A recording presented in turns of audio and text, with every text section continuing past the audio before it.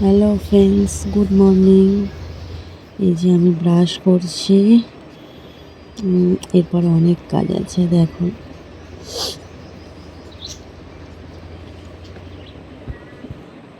তারপরে ঘরে চলে এলাম। এসে এখন দেখলাম মেয়েকে ঘুম থেকে উঠিয়ে দিয়েছি। উঠিয়ে দিয়ে ওকে স্কুল ড্রেস পরিয়ে ওকে আমি বলেছি হাতের লেখালেখি লিখে নে। তো লিখছে এখন, স্কুলের হাতের লেখাগুলো লিখছে। আর ওটাই আমি আপনাকে সব বলছি আর কি ক্যামেরার মধ্যে। আবার ওকে হাই বলতে বলছে, হাই করছে। তারপর আমি যে ও লিখছে, তারপর আমি যদি একটা কাজ করে নিই, বেকার ওর কাছে দাঁড়িয়ে কোনো লাভ নেই। যার জন্য আমি ঘরটা মুছে নিলাম, ঘরটা পরিষ্কার করে নিলাম। ঘরটা পরিষ্কার করার পর ওকে আবার আমি ওকে বলছি যে ঠিকঠাক করে লিখ, নাহলে আন্টি কেটে দেবে। কিন্তু এটা আমি ওকে বলছি, আর এদিকে কাজও করছি। সকাল সকাল এই যে কাজ। তারপর ঘরটা মুছে নিয়ে মেয়ের জন্য আমি ডিম ভাজা করছি। ডিম ভাজা করা হয়ে গেলে ডিম ভাজা দিয়ে ওকে একটু কালকে যা ভাত আছে ওকে এটা দিয়ে ওকে খাওয়াবো। ডিম ভাজাটা দিয়ে এর জন্য ওটা আমি ডিম ভাজাটা করে নিলাম।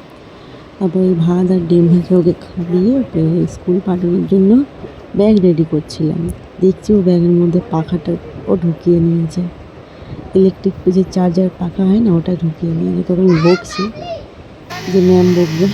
তারপরে পাপা ওকে গাড়িতে করে নিয়ে এখন স্কুলে বেরিয়ে যাচ্ছে। নিজে বেরিয়ে গেল। আর আমি ঢুকলাম দোকানে। তারপরে কি একটা রাখতে এলাম ঘরে। আমি মনে উঠলো যে না, এটা ঘরে রাখতে হবে, যার জন্য ঘরে এলাম রাখতে। দেখি আবার আমি দেখছি যে ঘরের কি অবস্থা। তারপর মেয়ে যে বেরিয়ে গেল, ও পুরো ফাঁকা। কিন্তু আমি যে ঘরের মধ্যে এত কাজ করছি, ভাবছি যে আমার কাজ কেন শেষ হচ্ছে না। তারপরে এই যে আমি পরোটা পেটাতে লেগে গেলাম।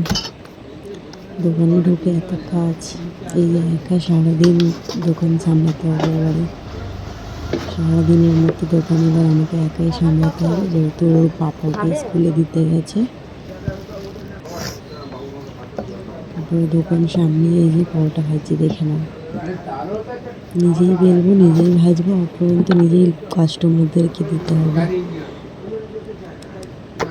সকাল সকাল এটাই হচ্ছে আমার ডিউটি। তারপর ওখান থেকে আমি এবার বাড়িতে আসলাম। এসে দেখছি তরকারিপত্র দুপুরের খাবার করলাম। করে এখন গিয়ে ফ্রেশ হয়ে গেলাম। ফ্রেশ হয়ে চান টান করে আমাকে আবার দোকানে ঢুকতে হবে, যেহেতু ওর বাবাকে নিতে যাবে। আবার ওর বাবা চলে এসেছিলো, আজকে আমি রান্না করেছি। তারপরে যে আমি আবার দোকানে ঢুকবো, ওর বাবা আবার যাবে ওকে নিতে। ঢুকেই আমি একটা ফল আমাকে একজন দিয়ে গেল। এই ফলটার নাম কি, কে কমেন্ট করে, এই ফলটার নাম কে জানে, কমেন্ট করে আমাকে জানাবে।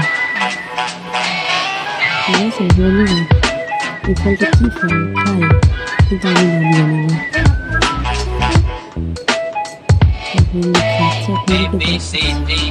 দুপুর হয়ে গেছে। এখন বন্ধুরা আমার চলে এসেছে স্কুল থেকে।